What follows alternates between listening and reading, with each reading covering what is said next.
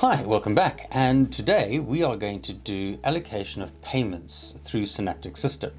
Now, this is again a manual process and will usually only happen if you are doing manual invoicing. So again, I go back to ABC dealers that we did in our previous video, and effectively there we didn't invoice for a non-underwritten product. So if this does not go through Debella or VAPS Consulting or DFS or one of the other platforms that we can incorporate, what effectively will happen is you will need to now go and allocate that if you've done a manual invoice.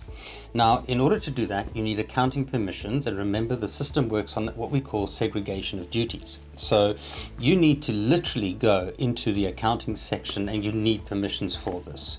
We will not allow a policy administrator, for example, to go into the accounting feature. The minute you go into the accounting feature, you are going to see this page called Accounting Main. Now, if you don't see this page, and that is possible if you've got other options available to you, you are going to push the button there called Accounting Main. So I could be in anything, let's say in reprint feature. I can reprint my invoice from here directly, or I can go back to Accounting Main and this page will show.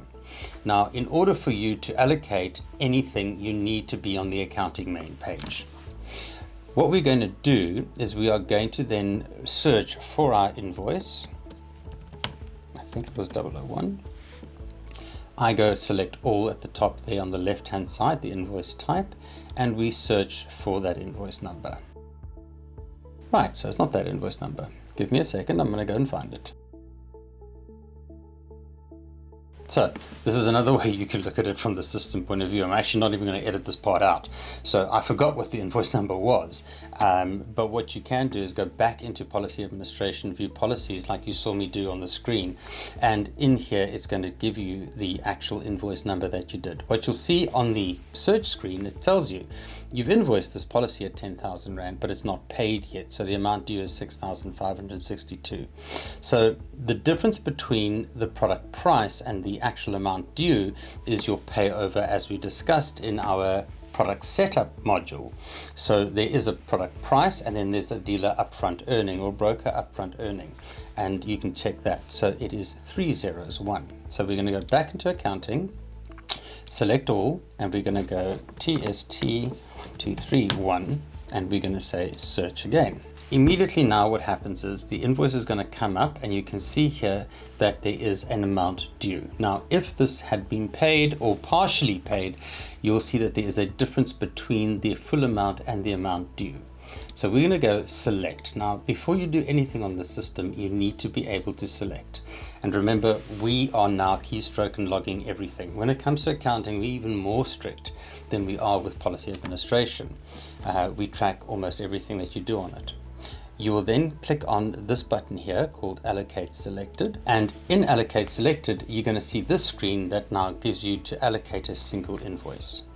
And from here you can now go Llewellyn's Motors Test 1. You can check the balances that are due. You can apply a discount if you wanted to. You could apply a credit if you needed to, but that's not important for us now. Then your internal references, your own individual workings that you want to call it. So we're just going to say it is just Mirai Software, it's our own numbers, and we're going to go 001. And then your bank reference, I always say on the bank reference, this is what you put in, that would be the reference on your physical bank account. So whatever is in your bank statement, that reference that it's showing in the bank statement, I would put in here. So let's just call it sequence 123, whatever the case is, whatever stated on the bank account number. Other companies might even put in here non-underwritten board 5 or whatever the case may be, depending on however you want. This is for you to track this back into your bank account. So whatever you'd like to put into the bank reference, perfectly for you. We're then going to say what bank we're going to pay it to. So we're going to say let's pay it to our own account. And we're going to say it was a EFT that came in and we got that money on the 11th. So let's say we got it on the same day that the invoice came in.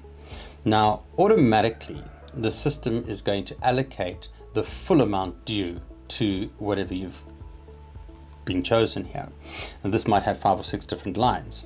So if everything is good, You just literally hit process, done, end of story.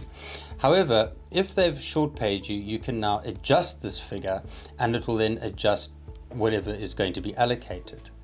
Alternatively, you can also hit discount. Now on this, we don't apply an invoice discount as we do at the top.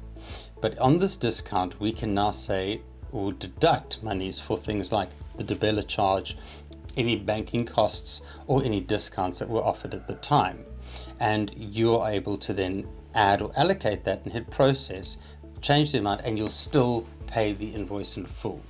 Again, this is also very legacy because the debela charge, I believe these days, is covered by the dealership and not by the UMA anymore.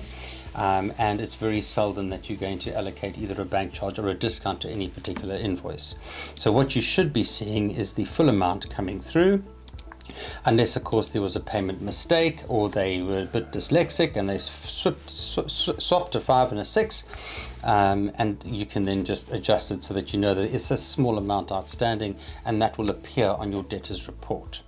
And we're going to hit process. But before I do that, what I would like to show you is I'm going to hit return for now. We have a button here called create debtors report. So what you can do on a weekly basis or on a daily basis, whatever you'd like to do, is click create debtors report. And this is going to show you a physical document of exactly what is outstanding to you as a company and what your debtors aging analysis is going to look like. This opens up in Microsoft Excel, and what you can see here is we'll see here that we have got a current debtor, which his name is Llewellyn's Motors.